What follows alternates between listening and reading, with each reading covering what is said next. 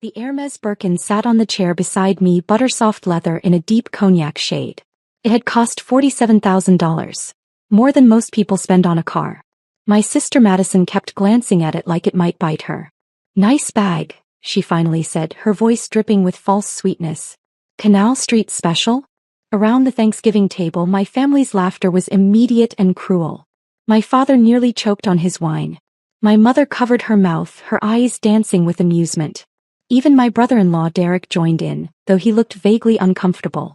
"Madison, be nice," Mom said, but she was still smiling. "Though honey, you really should be more careful about those knockoffs. They can spot them a mile away at country clubs." I cut into my turkey, saying nothing. "I'm serious, Natalie," Madison continued, emboldened by the audience. "This whole thing you've been doing lately, the designer clothes, the expensive restaurants you check into on Instagram, the business trips to Paris. It's embarrassing. We all know you work at a nonprofit making, what, $65,000 a year. It's getting concerning," Dad added, his tone shifting to paternal worry. "Are you in debt? Because this pretending to be wealthy when you're clearly not, it's not healthy." I took a sip of water. "I'm not in debt. Then how are you affording all this?" Madison pressed. "Because unless you married a secret millionaire, which, let's be honest, you're still single at 32, the math doesn't add up." My phone buzzed on the table. I glanced at the screen. Gregory Chin, Chief Legal Counsel, Hartwell Industries. "Ms. Hartwell, confirming your order to sell 51% controlling shares of Hartwell Industries stock. Transaction will execute Monday 9 a.m. unless you cancel by Sunday midnight. Current value, $102 million. I set the phone face down and resumed eating. "See? Even her phone is probably fake," Madison said. "That's a real iPhone at least, but I bet the designer apps and screenshots are all for show." What Madison didn't know, what none of them knew, was that Hartwell Industries, the medical device company my grandfather had founded 60 years ago, was currently worth $200 million. And I owned 51% of it. My grandfather, William Hartwell, had been the black sheep of his generation. A brilliant inventor who'd patented a revolutionary cardiac monitoring device in the 1960s. He'd built Hartwell Industries from nothing, ignoring his family's advice to pursue respectable careers in law or banking. When he died 7 years ago, he'd left his controlling shares to me. Not to my father, his son, who'd spent 40 years in corporate law and never showed interest in the family business. Not to Madison, his eldest grandchild, who'd married into money and spent her time on charity boards. To me, the youngest, the quietest, the one who'd actually listened to his stories and understood his work. The will had been specific. To Natalie Hartwell, who inherited my curiosity rather than my family's arrogance, I leave controlling interest in Hartwell Industries. May she build something worthy of the name. My family had been furious. Not because they wanted the company.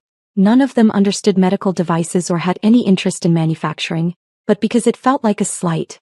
The will stated clearly and publicly that Grandpa thought I was more capable than any of them. The board had tried to buy me out immediately. I was 25, fresh out of grad school with a biomedical engineering degree, and they assumed I'd take the money and run. Instead, I kept the shares and joined the board as a silent observer. For 7 years I'd watched. I'd learned. I'd quietly used my controlling interest to block bad decisions and push strategic improvements. The company's value had grown from $120 million to $200 million under my hidden influence. The board thought they were making brilliant decisions. In reality, I was the one steering the ship from the shadows. And I'd used my dividend payments, roughly $4 million annually, to live very comfortably while working at a nonprofit that meant something to me. The nonprofit salary was real. Everything else was funded by the company my family had dismissed as Grandpa's little gadget business. "You know what I think?" Madison was saying, warming to her theme. "I think you're catfishing your own life. You're creating this fake persona online, buying knockoff bags, taking photos in hotel lobbies you're not staying at." "The Plaza," I said quietly. "Last month. I was staying at the Plaza." "Oh please," Madison laughed. "The Plaza? That's like $800 a night." "The Terrace Suite," I continued. 5 nights. $3,400 per night." The table went quiet. "Natalie," Mom said gently, "this is exactly what we're talking about. These fantasies." "I also had dinner at Le Bernardin," I said, my voice still calm.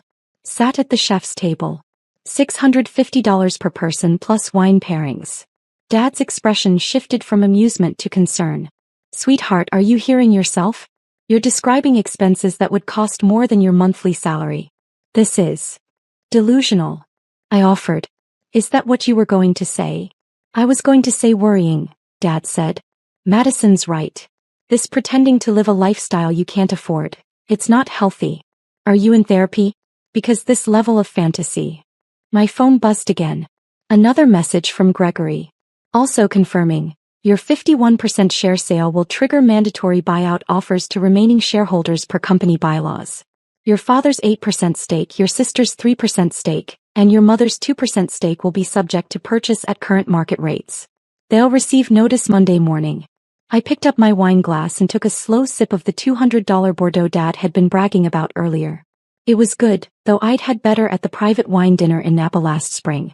Natalie, Madison said, her voice taking on that syrupy concern she used at her charity galas. We love you. We're worried about you. This whole thing where you pretend to have money, it's sad. You're a smart woman. You do good work at your nonprofit. Why isn't that enough? Why do you need to pretend to be something you're not? I'm not pretending, I said. The bag is fake, Madison said flatly. I've seen enough real Birkins to know. It's real, I said. I bought it at the Hermes store on Madison Avenue in July. Would you like to see the receipt? Anyone can fake a receipt. Call the store, I said, pulling out my phone and finding the number. Ask for Bernard. He's the manager. Tell him Natalie Hartwell wants to confirm her purchase.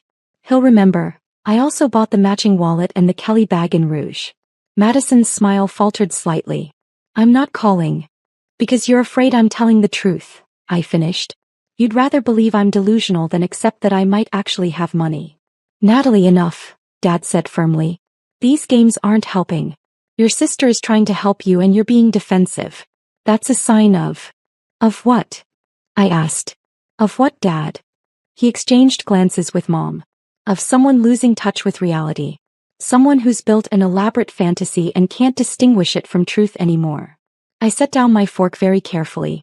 Around the table, my family watched me with expressions ranging from pity to concern to poorly hidden satisfaction. Madison looked like she'd won something. Can I tell you all a story? I asked. Natalie, Mom started. 7 years ago, Grandpa William died. You all came to the will reading expecting him to leave everything to Dad, maybe with some small trusts for the grandchildren. Instead, he left 51% controlling interest in Hartwell Industries to me. Do you remember? Of course we remember, Dad said stiffly. It was a mistake. He was elderly, confused. We considered contesting it, but the will was ironclad, I finished. And he'd had 3 separate psychiatric evaluations in the months before he died, all confirming he was of completely sound mind. He knew exactly what he was doing. He was being vindictive, Madison said. He was angry at Dad for not joining the business, so he was being strategic, I corrected. He left the company to the person he thought could protect it. And for 7 years I have protected it? Dad laughed. Natalie, you've barely been involved. The board runs that company. You just collect a small dividend and... A small dividend, I repeated. Dad, do you know what the dividend payment is on 51% of a $200 million company? Silence. It's roughly $4 million per year, I said. After taxes, I take home about $2.7 million annually. That's what I've been living on for 7 years while working at the nonprofit because I enjoy the work. Mom's face had gone very pale. That's not. The company isn't worth $200 million. It's worth $203 million as of market close yesterday, I said. It was worth $120 million when Grandpa died. I've helped grow it 69% by using my controlling interest to block stupid decisions and push smart ones. The board thinks they're geniuses. They have no idea I've been guiding every major decision for 7 years. Derek, my brother-in-law, spoke for the first time. The dividend payment on those shares would be public record. If you actually owned 51% of Hartwell Industries. Under the name N. Hartwell Trust, I said. Grandpa set it up to protect my privacy.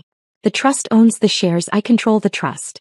It's all perfectly legal and properly filed, but yes, it's somewhat opaque unless you know what to look for. I pulled up my phone and opened my email, turning it so they could see. This is from Gregory Chin, the chief legal counsel at Hartwell Industries. He's confirming my order to sell my controlling shares. Would you like me to read it aloud? That's fake, Madison said, but her voice wavered. Call Gregory, I said, finding his number. His office number is public.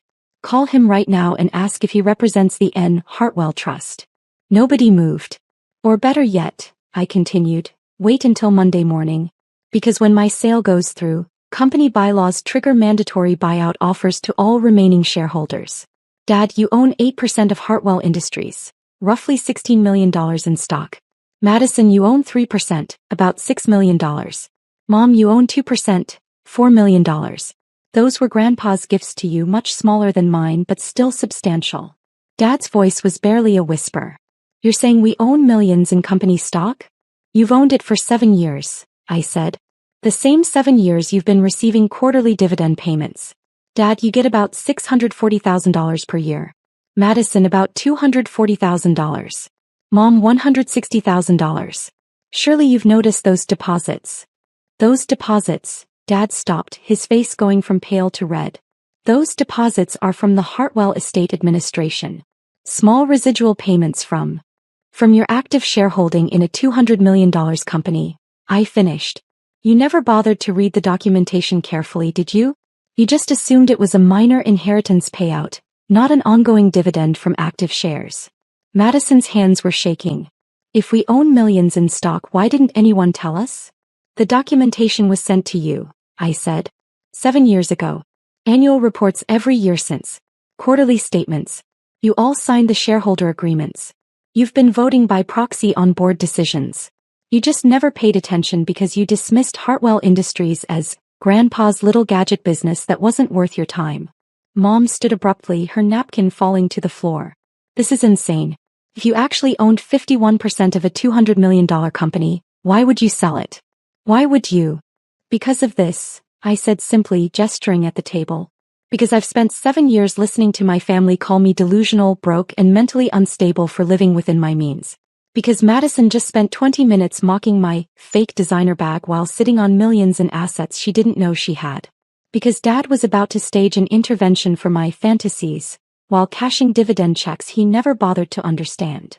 The dining room had gone completely silent except for the antique clock on the mantel.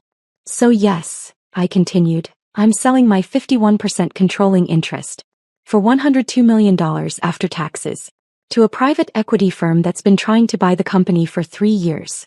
And when I do, the buyout triggers will force you all to either sell your shares to or become minority shareholders in a company now controlled by strangers who won't be as gentle with their management as I was. Dad sank into his chair. Natalie, you can't. The company is our family legacy. It was Grandpa's legacy, I corrected. And he left it to me because he knew I'd protect it. For 7 years I did. I guided it, grew it, made it more valuable. And now I'm done. Monday morning I'm executing the sale. Unless what? Madison whispered. I stood picking up my very real Hermes bag. Unless between now and Sunday at midnight I change my mind. But to do that I'd need a reason. I'd need my family to acknowledge that maybe, just maybe, I'm not delusional. That maybe I've been successful in ways you never bothered to notice because you were too busy assuming I was failing. I walked toward the door, then turned back. The bag is real. The plaza stay was real. The Lou Bernardine dinner was real. The private wine dinner in Napa was real. The trip to Paris was for a Hartwell Industries board meeting. I attended remotely, but I stayed an extra week for the fashion shows. All of it was real, funded by the dividends from the company Grandpa trusted me to protect. Natalie, wait, Mom said, standing. We didn't know. If we'd known. You would have paid attention? I asked. You would have taken me seriously? Mom, you receive quarterly statements from Hartwell Industries. So does Dad. So does Madison. None of you ever read them. None of you ever asked questions. You just assumed your small dividend payments were the extent of your involvement and never looked deeper. We'll look now, Dad said urgently. Well, let's call Gregory Chin right now. Let's sort this out. Don't make rash decisions because of a bad Thanksgiving dinner. A bad Thanksgiving dinner, I repeated. Dad, this isn't about one dinner. This is about 7 years of being treated like I'm mentally unstable for living a life you didn't bother to understand. 7 years of interventions and concerned looks and suggestions that I get therapy for my delusions. All while I was protecting your financial interests and growing your assets by tens of millions of dollars. My phone buzzed again. A text from Gregory. The board is concerned about Monday's transaction. They've asked if you're willing to meet this weekend to discuss alternatives. Private dinner, just you and the executive team. They're hoping to present a counteroffer to keep you engaged. I showed the text to my father. The board wants to take me to dinner this weekend. They value my involvement. They understand my worth. Can my own family say the same? Derek spoke up, his voice careful. Natalie, if everything you're saying is true, and I'm starting to think it is, then I owe you an apology. We all do. But selling out of anger isn't. It's not anger, I said. It's exhaustion. I'm tired of being dismissed. I'm tired of proving myself to people who should have believed in me from the start. Grandpa knew what he was doing when he left me those shares. He knew I had what it took. I wish my parents had known it too. I walked to the door, then paused one more time. You have until Sunday at midnight to convince me not to sell. That's roughly 63 hours. In that time, you might want to actually read your shareholder documentation. Understand what you own. Understand what you've been benefiting from for 7 years.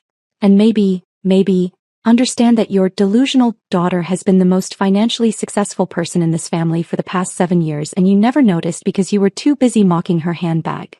I left them sitting at the Thanksgiving table, walked to my car, a Tesla Model S that Madison had previously called, probably leased to look impressive, and drove back to my apartment in Tribeca. My phone started ringing immediately. First Dad, then Mom, then Madison. I silenced them all and poured myself a glass of wine from the bottle I'd been saving. A 2015 Chateau Margaux that had cost $850. For 7 years I'd stayed quiet. I'd let them believe what they wanted to believe. I'd taken Grandpa's gift and honored it privately, growing the company and protecting our family's assets while they'd assumed I was barely scraping by. But Madison's comment about the fake handbag had been the breaking point. Not because it was particularly cruel, I'd heard worse, but because it crystallized everything wrong with our dynamic. They'd rather believe I was a delusional liar than acknowledge I might be successful. My phone buzzed. A voicemail from Dad. Against my better judgment, I listened.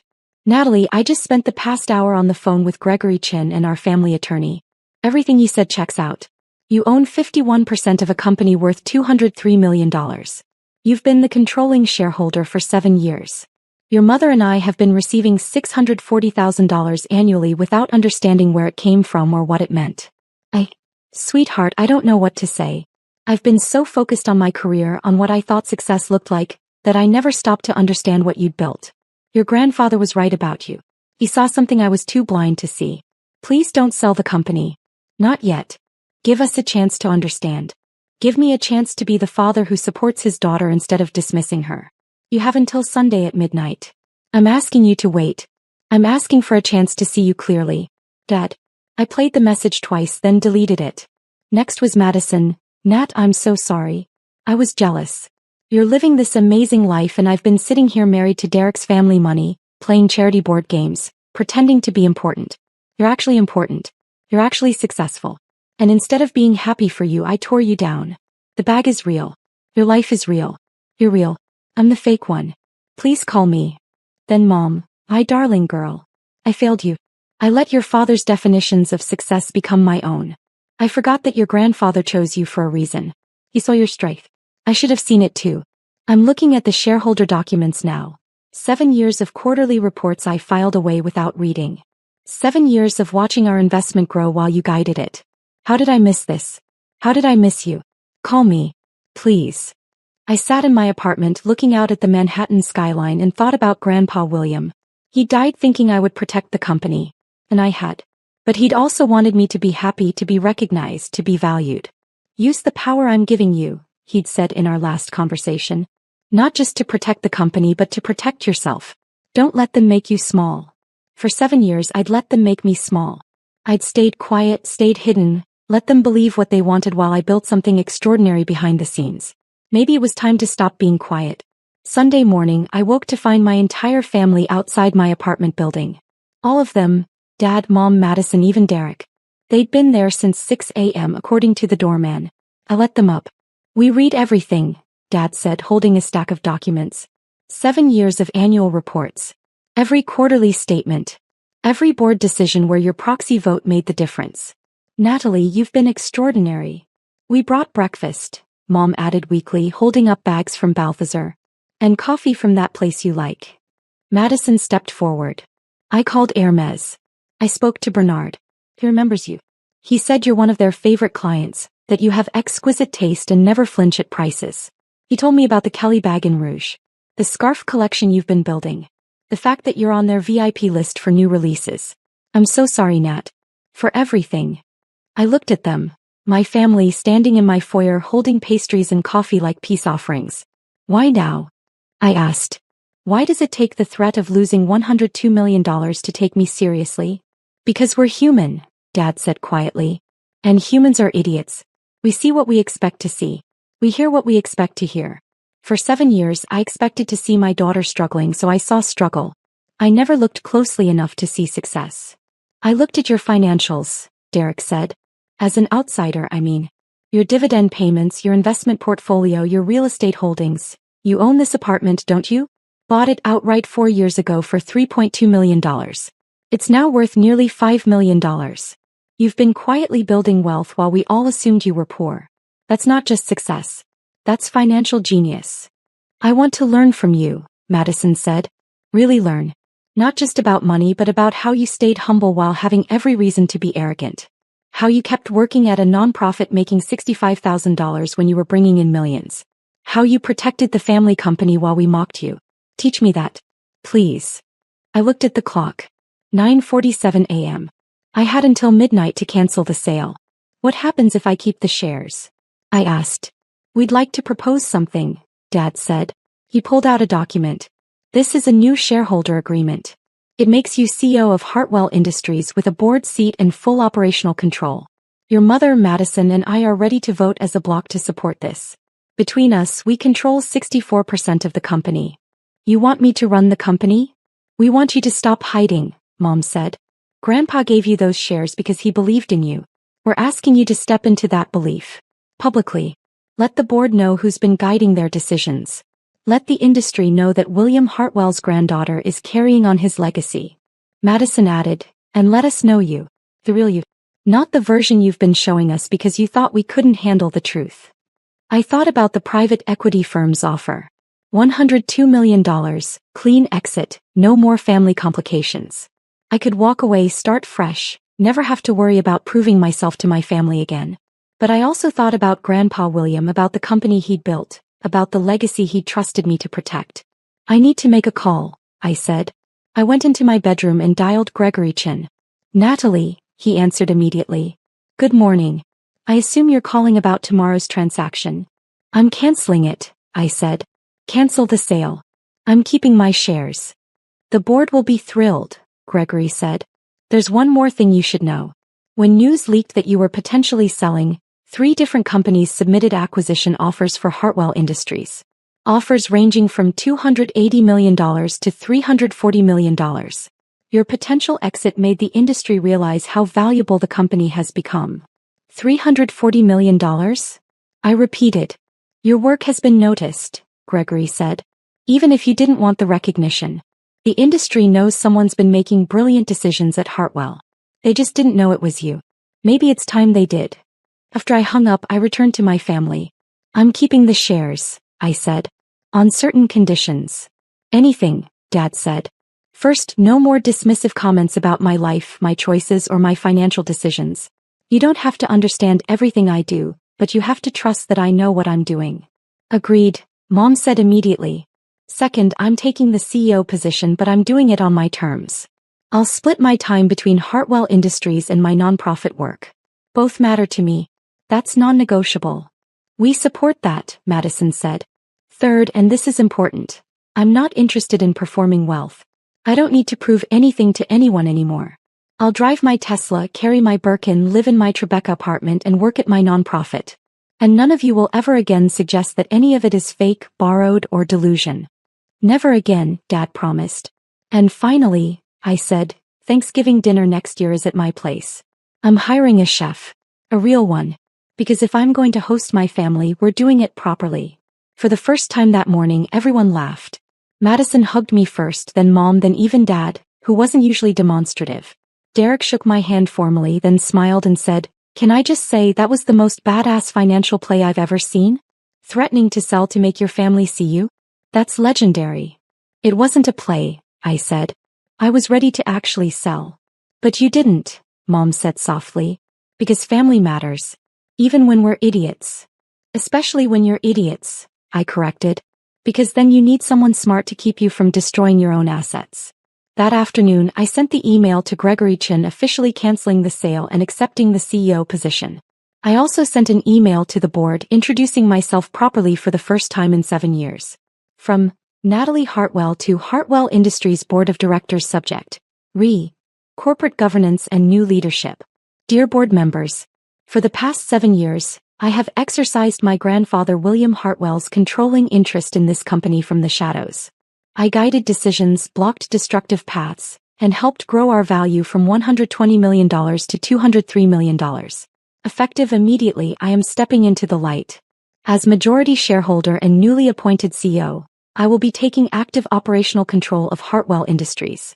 I look forward to working with each of you directly. I am my grandfather's granddaughter in every way that matters. He built this company with brilliance and determination. I intend to honor that legacy by building on it. First board meeting under new leadership. December 1st, 9 a.m. Respectfully, Natalie Hartwell, CEO, Hartwell Industries. The responses came within minutes. Congratulations. Excitement. Relief. One board member wrote, "We've been hoping you'd step forward for years. Welcome to the light." That evening, Madison called. "I'm at Hermes right now. I want to buy a real Birkin. Can you help me pick one out?" "You don't need a Birkin to prove anything," I said. "I know," she said. "But I want one. And I want my little sister to help me choose it because she has better taste than me and I'm finally humble enough to admit it." I smiled. "Bernard closes at 6. Get there by 5:30, tell him you're my sister. He'll take care of you. Thank you, Nat. For everything. For being patient with us. For not actually selling. For being extraordinary even when we couldn't see it." After we hung up, I sat in my apartment, my fully paid for apartment, and thought about the past 7 years. The quiet success. The hidden wealth. The constant dismissal. And I realized something. I didn't need my family's validation to be successful. I'd already proved that. But having them finally see me clearly, that was worth more than $102 million. Sometimes the best revenge isn't dramatic destruction. Sometimes it's showing people exactly what they almost lost, and then choosing graciously to let them keep it. The Hermes bag sat on my counter, butter soft and perfectly real, just like everything else in my life.